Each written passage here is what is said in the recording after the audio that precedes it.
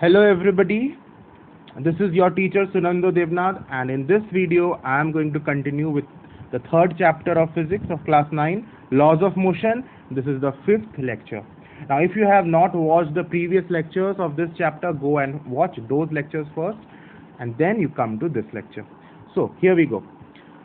In this lecture we are going to study Newton's third law of motion. हम लोगों ने first law पढ़ लिया, सेकेंड लॉ पढ़ लिया, अब थर्ड लॉ को पढ़ने की बारी है. स्टेटमेंट को सबसे पहले देखते हैं क्या लिखा हुआ है. According to Newton's third law of motion, to every action there is always an equal and opposite reaction. बहुत छोटा सा स्टेटमेंट है और बहुत लोगों को तो जूनियर क्लासेस, लोअर क्लासेस से ही ये स्टेटमेंट रटा हुआ रहता है. क्लास 9th में आके फर्स्ट टाइम इसको नहीं देखते हैं बहुत सारे लोग. ऑलरेडी बहुत सारे लोगों को ये लोअर क्लासेस में ही statement they have studied this. लेकिन जितना इजी इसका स्टेटमेंट है, जितना छोटा इसका स्टेटमेंट है, इसको समझना थोड़ा सा कंसेप्चुअल चीज़ हो जाता है. बहुत लोगों को एग्जाम में, अगर एग्जाम में पूछा जाए statement of third law of motion, आराम से लिख देंगे to every action there is equal and opposite reaction और फुल मार्क्स लेके आ जाएंगे. लेकिन अगर थोड़ा सा ट्विस्टेड क्वेश्चन पूछ दें, थोड़ा सा कॉन्सेप्ट बेस्ड पूछ दे, तो they will not be able to answer because their concept is not clear and they only know how to vomit on the answer paper. तो ठूस ठूस के खा लिया और एग्जाम में जाके उल्टी कर दिया और मार्क्स लेके आ गया. लेकिन जब तुम हायर अपने स्टडीज में जाओगे, तब Newton third law of motion का कॉन्सेप्ट अगर क्लियर नहीं रहेगा तो you will be in a tough situation. Now here let us understand, अपना कॉन्सेप्ट को क्लियर करेंगे. If you see the statement, to every action there is always an equal and opposite reaction, there are two important words, very very important. To every action there is an word action. This word, a lot of people has a lot of confusion. लेकिन आज मैं जो explain करूँगा 100% authentic है और trustworthy है, और जो मैं समझा रहा हूँ उसको एक बार समझ जाओगे तो ज़िंदगी में गलती नहीं होगी. To every action there is always an equal reaction, equal and opposite reaction. Action क्या है? बहुत लोगों के मन में जो आइडिया रहता है एक्शन और रिएक्शन का, जनरली एक गलत आइडिया मन में रहता है, एक रॉन्ग इंप्रेशन रहता है. एक्शन का मतलब रहता है कोई काम, कोई एक्शन हो रहा है, मतलब कोई वर्क हो रहा है. लेकिन एक्शन का मतलब यहाँ कोई वर्क नहीं है. फॉर एग्जाम्पल, किसी से भी एग्जाम्पल पूछो कि इस स्टेटमेंट से, कोई बच्चे से अगर पूछो, जैसे मैं तुमसे ही पूछ रहा हूँ, give an example that to every action there is always an equal reaction, तो तुम शायद बोलोगे कि सर अगर कोई दोस्त है, उसने मुझे थप्पड़ मारा तो मैंने भी उसे वापस थप्पड़ उल्टा मार दूंगा. तो उसने एक्शन किया, मैंने वापस रिएक्शन दे दिया. लेकिन ये बिल्कुल गलत एग्जाम्पल है in the context of Newton's third law of motion. यहाँ पे एक्शन और रिएक्शन जो न्यूटन ने यूज किया है, these are actually not the वो काम थप्पड़ मारना या वापस थप्पड़ मारना. These are not the action which Newton's third law of motion says. Action का मतलब, अब दिमाग में अच्छी तरह से बैठा लो, एक्शन का मतलब होता है force. Only action is force and nothing else. So action is not motion, action is not velocity, action is not acceleration, action is not the action that you are doing. थप्पड़ मारना is an action in English, but in physics it is not action. थप्पड़ मारना, जिस force से तुम थप्पड़ मार रहे हो किसी को, that force can be said an action. So action is nothing but the force and reaction is also the force. अब मैं समझाऊंगा कौन सा फोर्स है, लेकिन इतना जान लो, एक्शन फोर्स होता है, रिएक्शन भी फोर्स होता है. तो अगर फोर्स है तो एक्शन का एसआई यूनिट क्या होना चाहिए? न्यूटन. रिएक्शन का भी एसआई यूनिट न्यूटन होना चाहिए. इतना समझ में आ गया कि action is not the work done, it is not the velocity, it is not the acceleration, it is not the displacement of the body, it is only and only the force which is applied on the body. That is the action, and reaction is also the force which comes as a result of action. और एक चीज बहुत बड़ा difference होता है, action और reaction दोनों simultaneously act करते हैं बॉडी में. What is the meaning of simultaneously? Simultaneously का मतलब एक साथ, एकदम एग्जैक्टली एक साथ एक्शन और रिएक्शन फोर्सेस एक्ट होते हैं. अब मैं इसको डिटेल में अभी समझाने जा रहा हूँ थोड़ी ही देर में, लेकिन इतना जान लो कि साइमल्टेनियसली एक्ट होता है दोनों फोर्सेस। और अगर थप्पड़ मारने वाला एग्जांपल लेते हैं कि तुम्हारा दोस्त तुम्हें थप्पड़ मारा, फिर तुमने उसके बाद उसको थप्पड़ मारा, तो वहां पे भी तो दोनों साइमल्टेनियसली नहीं हो रहे हैं। वो तुम्हारा दोस्त पहले तुमको थप्पड़ मारता है और कुछ देर बाद तुम उसको थप्पड़ मारते हो, तो both the incidents are not taking place simultaneously. तो यहाँ पे भी दूसरा डिफरेंस आ जाता है कि Newton third law of motion तो यहाँ बिल्कुल भी नहीं है। इसलिए अगली बार से कोई तुम्हें एक्सप्लेन करने बोले ना, तो ये बेवकूफ़ी वाला जो स्टेटमेंट है वो मत बोलना। So please do not mind this statement of Sunando sir. तुम लोग मेरे स्टूडेंट्स हो, इसीलिए मैंने इस तरह का हार्श वर्ड कभी कभी यूज कर सकता हूँ, I have that right. So be very careful now, what does action and reaction word means over here. Okay, now let us understand this with an help of an example. The action, एक और चीज, इसको हम लोग इस note को हम लोग अभी थोड़ी देर में समझेंगे। पहले हम इसको एक डायग्राम से समझते हैं। Suppose there is a table and a book is kept on a table. Okay, a book is kept on a table. Now, what is the force applied on the table by the book? What is the force applied on the table by the book? कौन सा force लग रहा है? Yes, the book is applying its weight. मैं पहले बताया था ना, weight is a force. weight का unit न्यूटन होता है। तो weight is the force which is applied by the book on the table. ठीक है, तो ये जो फोर्स लग रहा है, ये फोर्स हो गया action. This is the action, the book, the force applied by the book on the table, that force is the action force. ठीक है, लेकिन एट द सेम टाइम ये बुक नीचे तो धंस नहीं जा रहा है, टेबल पर फोर्स जरूर लगा रहा है, तब तो उसको नीचे चले जाना चाहिए। इसका मतलब कोई ना कोई दूसरा फोर्स है जो इस फोर्स को बैलेंस कर रहा है और ऑपोजिट डायरेक्शन में एक्ट हो रहा है। तो वो कौन सा फोर्स है? The table at the same time is applying an upward direction force on the book. अब सेकेंड जो फोर्स लग रहा है वो बुक पर लग रहा है। कौन लगा रहा है? टेबल के द्वारा लगाया जा रहा है। पहला वाला फोर्स जिसको हम एक्शन बोल रहे थे वो बुक लगा रही थी टेबल पर, दूसरा फोर्स जो है वो टेबल लगा रही है बुक के ऊपर। तो this is the normal reaction force which we have studied in this chapter only, normal reaction force in my previous lectures. तो यहाँ पे नॉर्मल रिएक्शन फोर्स लग रहा है टेबल के द्वारा बुक पर, और दोनों फोर्सेस का डायरेक्शन देखो ऑपोजिट है। तो ये फोर्स जो है ना, सेकेंड वाला फोर्स, ये इसको हम रिएक्शन बोलते हैं या रिएक्शन फोर्स बोलते हैं। अब शायद क्लियर हो रहा है क्यों हम एक्शन और रिएक्शन को, अभी थोड़ी देर पहले मैंने बताया कि दोनों फोर्स हैं।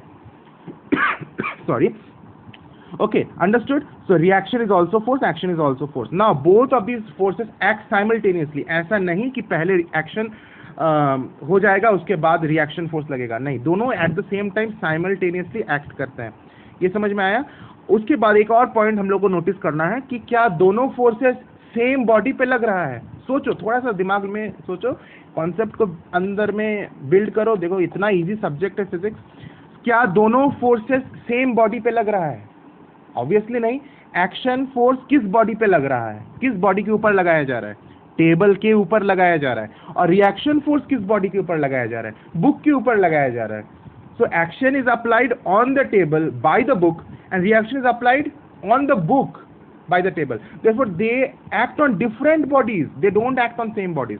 So now if you read this point it will be very clear, the action and reaction never act on the same body, never act on the same body, but they always act simultaneously. मैंने बताया ना एक साथ, they always act simultaneously on two different bodies. Okay, that is the forces of interaction are always present in a pair.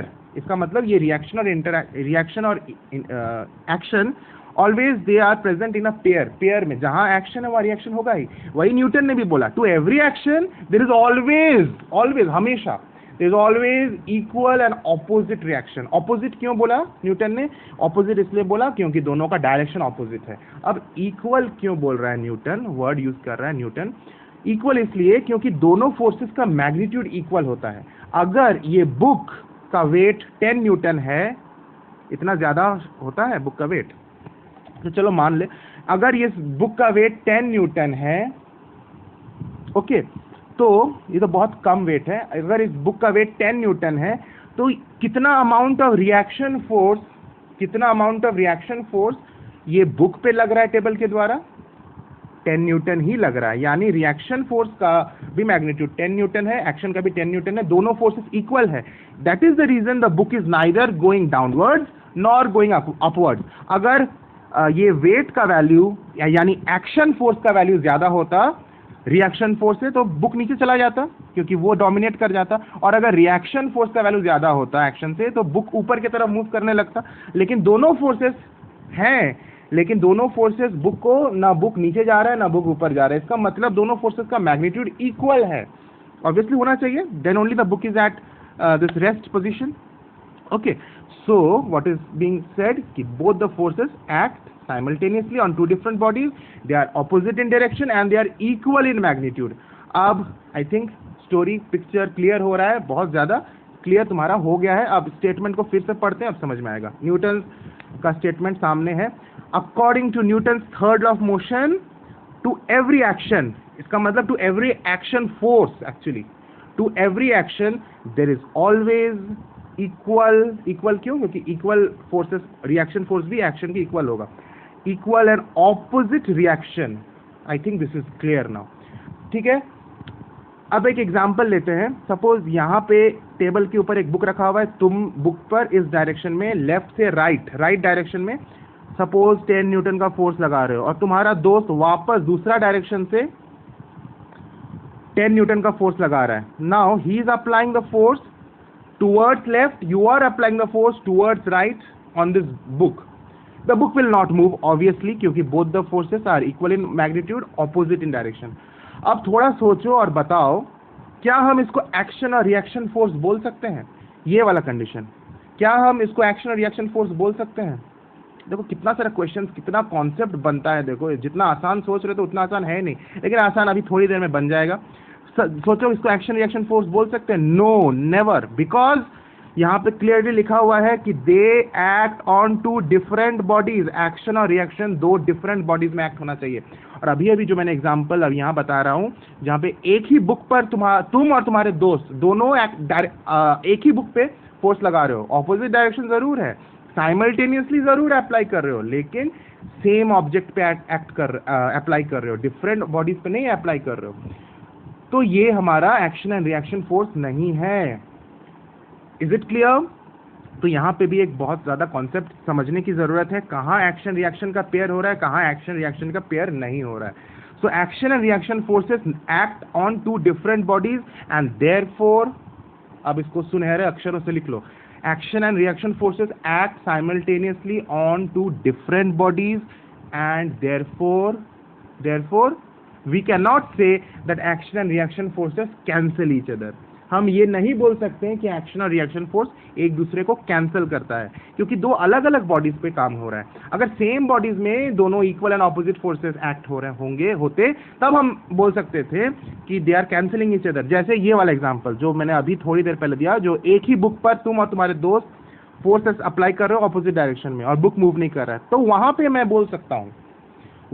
बोल सकता हूं कि both the forces are cancelling each other. लेकिन यहाँ जो बुक टेबल के ऊपर रखा हुआ है, एक फोर्स बुक पे लग रहा है, दूसरा फोर्स टेबल पे लग रहा है, we can not say that these two forces are cancelling each other. यहाँ तक समझ में आ गया? तो वेरी गुड। अब आगे का बहुत आसान है समझना। Now here demonstration of action and reaction through an experiment. एक सिंपल से एक्सपेरिमेंट है, ये आराम से किया जा सकता है।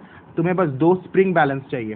तुम्हारे फिजिक्स लैब में, स्कूल के फिजिक्स लैब में स्प्रिंग बैलेंस इजीली अवेलेबल है, तो स्प्रिंग बैलेंस से ये एक्सपेरिमेंट हम आराम से कर सकते हैं और रिएक्शन और एक्शन फोर्सेस को हम इजीली अपने आंखों से उसका जो इफेक्ट है देख सकते हैं। यहाँ पे क्या किया गया है, एक स्प्रिंग बैलेंस लिया गया है। ये जो पहला स्प्रिंग बैलेंस है, इसको बी नाम से डिनोट किया गया है, स्प्रिंग बैलेंस बी। इसको क्या किया गया है, एक फिक्स्ड वॉल से, दीवार से हुक के मदद से अटैच कर दिया गया है।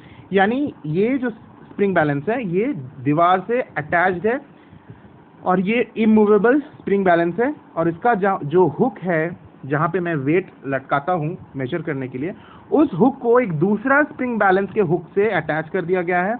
और ये जो दूसरा स्प्रिंग बैलेंस है जिसका नाम ए है, ए स्प्रिंग बैलेंस, उसको अब मैं उंगली से उसका रिंग को खींचूंगा। अब जैसे मैं इसको पुल कर रहा हूँ, तो मैं एक्चुअली पुल किसको कर रहा हूँ, मैं ये हुक को पुल कर रहा हूँ, तो ये तो ऑब्वियसली दिखना, पुल करूंगा तो मुझे जितना फोर्स से मैं पुल करूंगा वहां पे वो रीडिंग शो करेगा। I am pulling the hook of spring balance B, isn't it? I am pulling the hook of spring balance B. तो when I am pulling the hook of spring balance B, obviously मैंने उसको मान लो 4 Newton force से पुल किया, तो यहाँ पे देखो 4 न्यूटन दिखा रहा है। लेकिन आश्चर्य वाली बात है, अब ज्यादा आश्चर्य वाली बात नहीं रही, क्योंकि तुम्हें पता चल गया है कि ऐसा होने ही वाला है। ऐसा जरूर होगा कि यहाँ पे भी मैं देखूंगा कि 4 न्यूटन का फोर्स इस स्प्रिंग बैलेंस का हुक को भी कोई पुल कर रहा है, जबकि इसे तो मैं पुल नहीं कर रहा हूं। तो ये 4 न्यूटन क्यों शो कर रहा है? ये 4 न्यूटन को किसने पुल किया? ये इस 4 न्यूटन को पुल करने का फोर्स कौन लगा रहा है? This be spring balance, which is also at the same time pulling or creating a reaction force on the spring balance A। मैं पुल कर रहा था, मैं मतलब स्प्रिंग बैलेंस A पुल कर रहा था सबसे पहले B को, तो B को जब पुल किया गया वो एक्शन फोर्स हो गया, इसीलिए ये एक्शन है। और एट द सेम टाइम उतना ही अमाउंट ऑफ फोर्स है, यहाँ पे 4 न्यूटन है तो यहाँ पे भी 4 न्यूटन तुम्हें दिखेगा, उतना ही अमाउंट ऑफ फोर्स है, रिएक्शन फोर्स भी लगा, which is the force applied bye spring balance B on spring balance A।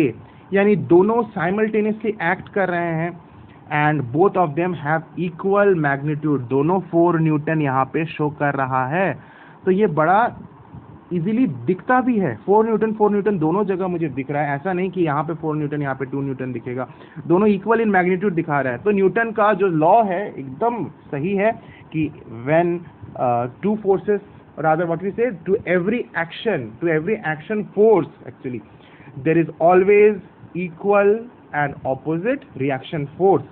तो अब फोर्स वर्ड को मत लिखना, क्योंकि ये न्यूटन ने फोर्स वर्ड यूज नहीं किया है, लेकिन he meant that action and reaction are nothing but force. This is clear. तो यहाँ पे कुछ प्रैक्टिकल हम लोग एक्सपीरियंसेस भी करते हैं। अब गोली तो तुम लोग कोई नहीं चलाए होगे, अगर जो सेना के लोग हैं उनसे पूछना, जो पुलिस के लोग हैं जो गोली चलाए उनसे पूछना वो क्या होता है, या फिर मेला में अगर तुमने वो बंदूक से गोली चलाया होगा वो गेम में, तो तुम ये एक्सपीरियंस किए हो कि whenever you are firing a bullet from a gun, then you will feel there is a force, recoil force on the gun। Gun पीछे की तरफ मूव कर जाता है, ठीक है। तो ये क्यों होता है? तुम एक्चुअली तो फोर्स लगा रहे हो बुलेट के ऊपर in forward direction, but at the same time when the force is applied on the bullet, that is the reaction force, but at the same time the bullet also simultaneously at the same time applies an opposite force, equal amount of force in the opposite direction on the gun, and that is the force of recoil and that is the reaction force। तो इतना ज्यादा force लगता है तो इसीलिए तुम्हारा gun पीछे की तरफ आ जाता है, दोनों का मैग्नीट्यूड इक्वल होता है, and that is what is written over here. Force on the bullet is action force and the recoil on the gun is the reaction force. अब एक दिमाग में क्वेश्चन आ सकता है, अगर इंटेलिजेंट तुम लोग सबको ही हो, दिमाग में क्वेश्चन आ रहा होगा कि दोनों का फोर्सेस, सर आपने बोला दोनों फोर्सेस इक्वल है, जो फोर्स इस बुलेट पे लग रहा है वो फोर्स और जो फोर्स इस गन पे लग रहा है दोनों फोर्सेस इक्वल है, तो ये बुलेट क्यों इतना दूर भाग जा रहा है, इतना आगे की तरफ भाग गया, इवन आदमी को छेद करके आगे भाग गया, और ये गन उतना भागा नहीं, गन थोड़ी उड़ जाता है तुम्हारे साथ, गन तो वहीं पे रहता है, हल्का सा झटका पीछे की तरफ लगता है, गन नहीं भाग जाता है इतना दूर, लेकिन बुलेट इतना दूर भाग जाता है, और आप बोल रहे हैं दोनों पर सेम फोर्स लग रहा है। क्या इसका एक्सप्लेनेशन होगा? तो देखो बच्चा, एक चीज कि ये चीज तुम मान रहे हो कि यस बुलेट आगे की तरफ भाग जाता है, मतलब बुलेट में बहुत ज्यादा क्या प्रोड्यूस होता है, एक्सेलरेशन प्रोड्यूस हो जाता है, और गन हल्का सा पीछे आता है, झटका लगता है पीछे की तरफ, बहुत कम एक्सेलरेशन प्रोड्यूस होता है गन में। तो गन का एक्सेलरेशन को मैं सपोज सिंबल से बता रहा हूँ AG, और बुलेट का एक्सेलरेशन को मैं सपोज सिंबल दिया AB। तो AB denotes the acceleration of bullet and AG is the acceleration of gun. तो दोनों का एक्सेलरेशन डिफरेंट है, बुलेट का बहुत ज्यादा एक्सेलरेशन है, वो आगे भाग गया, गन का एक्सेलरेशन बहुत कम प्रोड्यूस हुआ, वो ज्यादा दूर पीछे की तरफ नहीं भागा, लेकिन दोनों पर फोर्सेस इक्वल लगा। क्यों? एक्सेलरेशन क्यों डिफरेंट हुआ? क्योंकि एक्सेलरेशन, अगर ये फॉर्मूला हमने पढ़ा था ना, F = ma, ये कहाँ पे पढ़ा था बताओ तो? Second law of motion, Newton second law of motion बताया, F = ma, हमने डेराइव भी किया था। इसी से हम एक्सेलरेशन को उठा सकते हैं ना, एक्सेलरेशन = F/m ऐसे लिख सकते हैं। तो एक चीज ध्यान दो, ये जो एक्सेलरेशन है ये सिर्फ फोर्स पे डिपेंड नहीं करता है, किस पर डिपेंड करता है? मास पे भी डिपेंड करता है, मास ऑफ द बॉडी पे डिपेंड करता है। और इसमें तुम अगर ऑब्जर्व करोगे, अगर फोर्स सेम है लेकिन अगर मास और एक्सेलरेशन डिफरेंट है, मास अलग अलग है तो हमारा एक्सेलरेशन का वैल्यू अलग आएगा. And their mass and acceleration are inversely proportional. Mass नीचे की तरफ है, डिनोमिनेटर में है, एक्सेलरेशन ऊपर में है. दे आर इनवर्सली प्रोपोर्शनल, यानी जितना कम मास उतना ज्यादा एक्सेलरेशन. और जैसे बुलेट का मास बहुत कम है, इसलिए बुलेट में ज्यादा एक्सेलरेशन प्रोड्यूस हुआ. वही ये न्यूटन का सेकंड लॉ बता रहा है, A=F/m. और ये गन का मास, गन भारी है बुलेट से, गन का मास बहुत ज्यादा है, और साथ ही साथ तुम गन को पकड़े हुए, तो total mass of the system, gun plus the human being who is carrying the gun, उसका मास कितना ज्यादा हो गया. तो मास ज्यादा हो जाएगा तो एक्सेलरेशन बहुत कम हो जाएगा, यानी पीछे की तरफ वो मूव नहीं कर पाएगा. जबकि force is equal, action force और reaction force both are equal. तो ये कॉन्सेप्ट क्लियर हो रहा है तुम्हारा. देखो ये सारा चीज बुक में भी नहीं लिखा हुआ है, लेकिन इतना सारा चीज कॉन्सेप्ट माइंड में आ सकता है. Physics is so interesting, questions पे क्वेश्चंस बन सकता है, और इसका एक्सप्लेनेशन फिजिक्स खुद देता है. I think this is clear. तो आगे बढ़ते हैं. Okay, now here some questions I have taken from your book only, and there are various examples given in the book. Okay, regarding action and reaction force. तुम एक बार reading मार लोगे तुम्हें समझ में आ जाएगा, बहुत आसान है. मैंने इसका बुलेट और गन का एग्जाम्पल दे दिया. बुक में तुम्हारा बोट का एग्जाम्पल है. फिर how do we catch a ball, जब बॉल को मैं कैच कर रहा हूँ तो force applied by the ball on my hand is the action force, and the force applied by my hand on the ball to stop the ball is the reaction force. तो इस तरह का concept same है. Let us see these questions, if you can answer that means हमारा concept बिल्कुल सही है. Name and state the action and reaction in the following cases. हमें यह एक्शन और रिएक्शन को आइडेंटिफाई करना है इन सारे केसेस में. फर्स्ट क्वेश्चन है firing a bullet from a gun. अभी जस्ट मैंने डिस्कस किया कि जब मैं बुलेट को फायर कर रहा हूँ गन से तो एक्शन कौन सा हो जाएगा. देखो बहुत सारे लोग, अब तुम लोग मत बोलना कि action is firing the gun is action. No, the force applied on the bullet is the action. ऐसे लिखना, फोर्स वर्ड को यूज करना. The force applied on the bullet is the action, and the force applied on the gun, the recoil force applied on the gun is the reaction. Clear हो गया. Second case, hammering a nail. जब कांटी को ठोक रहे हो, the force applied on the nail by the hammer is the action, and the force applied on the hammer by the head of the nail is the reaction. ठीक है, समझ में आ गया. अब book lying on the table, ये मैंने अभी बताया. The force applied by the book, bracket में लिखना, that is the weight of the book. The force applied by the book, that is the weight of the book, on the table is the action, and the normal reaction force applied on the book by the table is the reaction. कोई doubt नहीं है, बिल्कुल easy है. Moving a rocket, a moving rocket, देखो ये book में भी है तुम्हारा. अ मूविंग रॉकेट, जब रॉकेट मूव करता है तो rocket exerts a force on the gases to expel them through a nozzle. So that force is action force, and the outgoing gases exert an equal and opposite force on the rocket, due to which it moves in the forward direction, and that force is reaction force. ठीक है. So this is very same thing. A person walking on the floor, कोई आदमी जब floor पे walk कर रहा है तो उसमें क्या है, his foot on the ground applies a force on the ground, and that force is action force. At the same time, the ground exerts an equal and opposite force on his foot, that is the reaction force. ठीक है, मैं जैसे जैसे बोल रहा हूँ समझो और इसको नोट करते जाओ.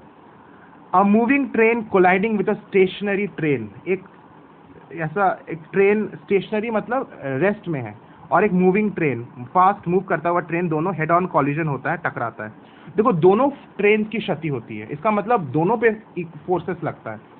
तो इसमें क्या हुआ, when the moving train collides with stationary train, the force applied by the moving train on the stationary train is action, and the force applied, an equal amount of force in the opposite direction is applied by the stationary train on the moving train is the reaction.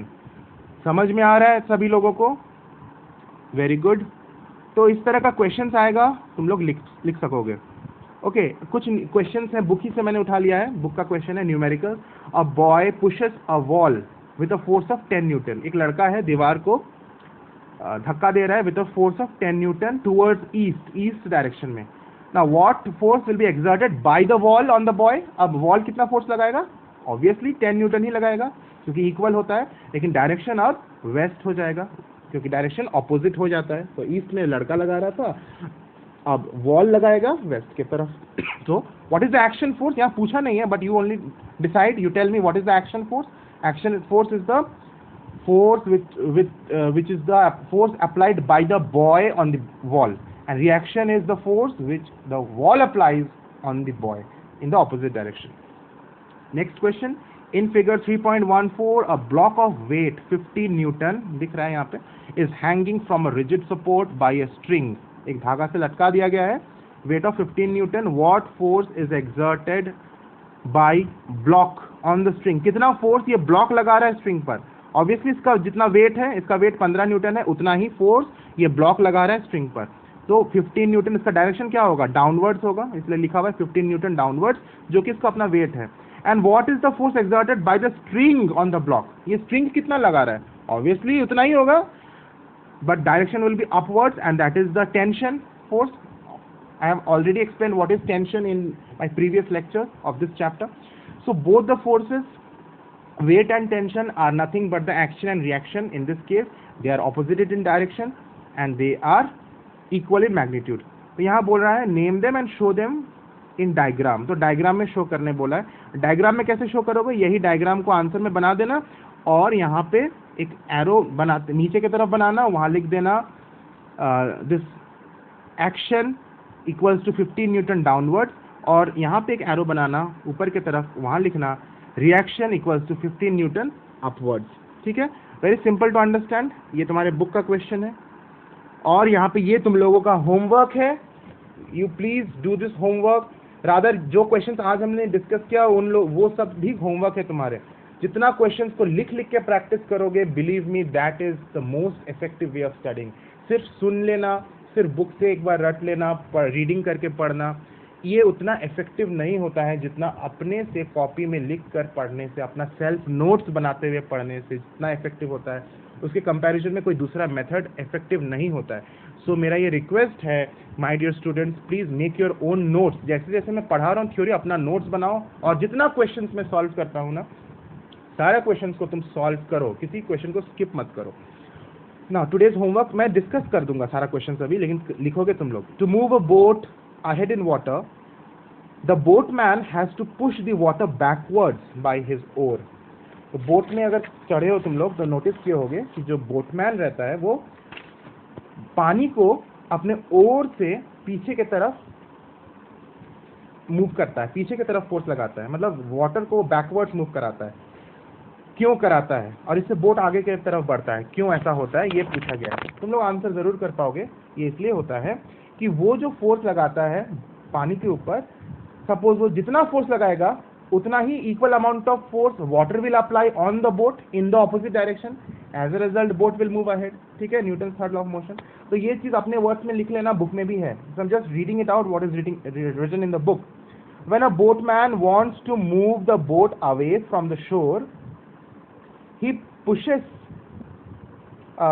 sorry, I'm reading the wrong paragraph. अब एक बार फिर से मैं पढ़ देता हूँ. To move a boat ahead in water, the boatman pushes. इस pushing को क्या बोलते हैं? एक्शन. इस पुशिंग के दौरान जो फोर्स लग रहा है उस फोर्स को action. So the boatman pushes the water backwards with his oar, and the water exerts an equal and opposite force. This is the reaction in the forward direction, and due to which the boat moves ahead. समझ में आ रहा है? Simple है, अपने language में explain करना. A person moving, second question, a person pushing a wall hard is liable to fall backward. Give a reason. तुम बहुत जोर से दीवार पे धक्का मार रहे हो तो फिर तुम पीछे की तरफ गिर सकते हो. आई थिंक इसको एक्सप्लेन करने का कोई जरूरत नहीं है, बिल्कुल इजी है समझना. तुम जितना फोर्स दीवार पे लगाओगे उतना ही इक्वल अमाउंट ऑफ फोर्स दीवार भी तुम पे लगाएगा ऑपोजिट डायरेक्शन में, तो तुम गिर जाओगे पीछे. इस तरह से लिख सकते हो. लिखने का तरीका है always you will have to start according to Newton third law of motion. इस स्टेटमेंट से अगर तुम स्टार्ट करोगे, according to Newton's third law of motion, to every action there is always equal and opposite reaction. So when a person pushes a wall hard, the force with which he pushes the wall is the action, and the wall will also apply equal and opposite force on the man, which is the reaction force, and therefore the man will fall backward. इतना लिख दोगे teacher बहुत खुश हो जाएगा, full marks दे देगा। Teacher को ये पता चल जाएगा कि बच्चे को पता है कि Newton third law of motion से इसका कॉन्सेप्ट जुड़ा हुआ है। यहाँ पे क्या है, third question, the action and reaction both act simultaneously, is this statement true? बिल्कुल ट्रू है, मैंने अभी डिस्कस किया था। The action and reaction are equal in magnitude, is this statement true? बिल्कुल सही है। Now fifth question, a light ball falling on ground after striking the ground rises upwards. एक बॉल को तुम नीचे गिराते हो, गिराने के साथ साथ जैसे ही जमीन को टच करता है फिर वो कुछ हाइट तक ऊपर की तरफ बाउंस कर जाता है। क्यों करता है बाउंस? उसको करने के लिए तो फोर्स अप्लाई किया होगा किसी ने। किसने अप्लाई किया? ग्राउंड ने अप्लाई किया। इक्वल अमाउंट ऑफ फोर्स, जितना फोर्स से बॉल ग्राउंड का हिट किया था उतना ही अमाउंट ऑफ फोर्स ग्राउंड ने बॉल पर लगाया इन द ऑपोजिट डायरेक्शन, और बॉल ऊपर की तरफ भाग गया। इसका तो इस तरह से एक्सप्लेन कर लोगे अपने लैंग्वेज में। सिक्स्थ क्वेश्चन क्या है, comment on the statement the sum of action and reaction on a body is zero. इस स्टेटमेंट पे कमेंट करो, क्या ये स्टेटमेंट सही है? The sum of action and reaction on a body is zero. बिल्कुल ये स्टेटमेंट गलत है। This statement is wrong. Why this is wrong? Because I have just discussed a few minutes before that action and reaction forces act on two different bodies, और यहाँ पे लिख दिया है पहला ही चीज कि action and reaction on a body। तो ये तो सबसे बड़ी गलती इस क्वेश्चन में है कि on a body, ये क्वेश्चन तुम्हारे बुक से है, on a body लिखा है, ये हो ही नहीं सकता। एक बॉडी में तो एक्शन और रिएक्शन फोर्स अप्लाई हो ही नहीं सकता, तो इसीलिए ये क्वेश्चन ही गलत है। तो we will have to say how we have to comment on this. We have to say that action and reaction forces always act on two different bodies, they do not act on same bodies. Therefore we cannot say that the sum of action and reaction forces on a body is zero. ठीक है, लिख सकते हो। तो आज class यहीं पे and करते हैं, मिलते हैं नेक्स्ट क्लास में with my next video, and I have already given a schedule of uploading of my videos। उस शेड्यूल को देखो, मेरे कम्युनिटी टैब पे मैंने पोस्ट किया है, और उस शेड्यूल के हिसाब से अब वीडियोस मैं पोस्ट करूंगा। चलो तब तक meet you in my next video. Stay good all of you.